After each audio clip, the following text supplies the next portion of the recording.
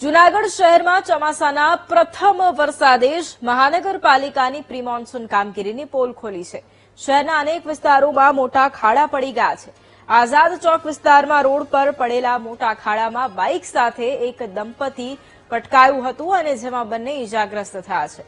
છેલ્લા 2 દિવસમાં જૂનાગઢ શહેરમાં ખાડાવાળા રસ્તાને કારણે 5 જેટલા અકસ્માતો સર્જાયા છે। અકસ્માતો બાદ મહાનગરપાલિકા હવે શહેરભરમાં ખાડા પૂરવા પેચવર્કની કામગીરીમાં લાગી છે અને જેને લોકો ઘોડા છૂટ્યા બાદ તબેલાને તાળા મારવા જેવી સ્થિતિ ગણાવી રહ્યા છે।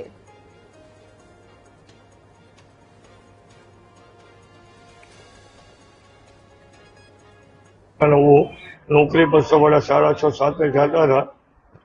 रस्ताમાં આઝાદ ચોકમાં ખાડો હોવાથી અમારી ગાડી એમાં પડી જવાથી મને માથામાં બહુ ઈજા આવી છે, આંખના ભાગમાં બહુ લાગેલું છે, પગમાં મૂઢમાં લાગેલું છે, હથેળીમાં દુખે છે મને।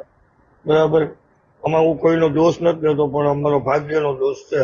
હું કોઈનો વાંક નથી કાઢતો। આમાં સીએનજી ટોરેન્ટની ગેસ લાઈન નાખ્યા પછી કે પાણીની પાઇપલાઇન નાખ્યા પછી માત્ર રોડમાંથી 2 ફૂટનું જ કટર કરીને 2 ફૂટ જ રોડ સરેરાશ તોડવામાં આવેલો। ઈ પેચવર્ક કરવું એટલે માત્ર સામાન્ય કામગીરી હતી કે જે કોર્પોરેશનને એમાં કોઈ આર્થિક ખર્ચ નથી।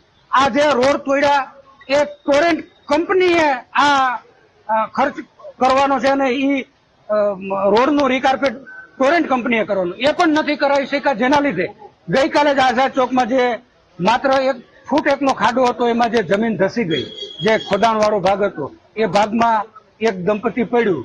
જૂનાગઢ મહાનગર દ્વારા વિવિધ વિસ્તારોમાં ભૂગર્ભ ગટર અને પાણીની લાઈન જે નખાણી છે ત્યાં તેની ઉપર પેચવર્ક અને માટીકામ થયેલા બાદ ત્યારે એની ઉપર પેચવર્ક કરવામાં આવેલ હતા। તો વરસાદના કારણે અનેક વિસ્તારોમાં તે ભૂવા પડી જવાથી 2-3 અકસ્માતો પણ થવામાં પ્રી મોન્સૂનની કામગીરી સંપૂર્ણ કોર્પોરેશન દ્વારા થયેલી છે।